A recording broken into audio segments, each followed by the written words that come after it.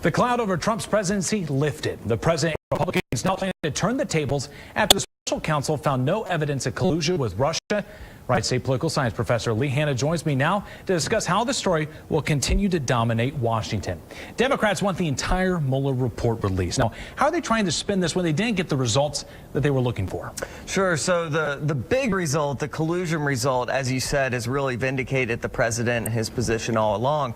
The question about whether or not he, firing Comey was a violation, was gone too far. There's still a question there because Mueller allowed the Attorney General to kind of use his discretion on that question, and so for that reason, the Democrats will have more momentum to push to get more information out to the public rather than just this right now what is just a 4-page summary of the findings.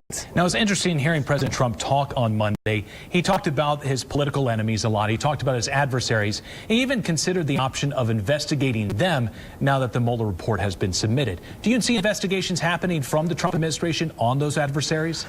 I think given that this really was started by a Republican-led Department of Justice, that this was Jeff Sessions to move this investigation, to an independent counsel, makes that a pretty hard sell. But certainly the politics of this, I think both parties now are going to have to be careful to not overreach, in terms of going, too far, being too combative to a point where they can turn off some future voters or, lose support as they go forward. But certainly Trump is, currently seeing this as a huge vindication and has been pretty vocal about those opponents in the last couple of days. Let's talk about Attorney General William Barr's role in this. Can he be impartial, even though he was a Trump appointee?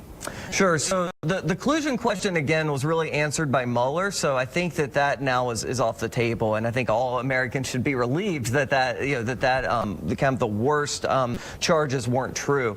At the same time, he kind of, before he was in this role, was publicly out supporting this administration, arguing that this special counsel would maybe go too far in some ways. And he has a pretty narrow view of what obstruction of justice has to be. He says that essentially you have to obstruct a crime, and he views the crime as collusion. So that's why he's kind of ruled it out. But as more information comes out, if it does come out to the congressional committees, there's a good chance he'll be called in to testify to kind of justify his decision making, and he may be questioned about some of his previous statements and positions on this. Wright State political science professor Lee Hanna joined us this morning. Thank you so much, Lee. Great. Thank you so much.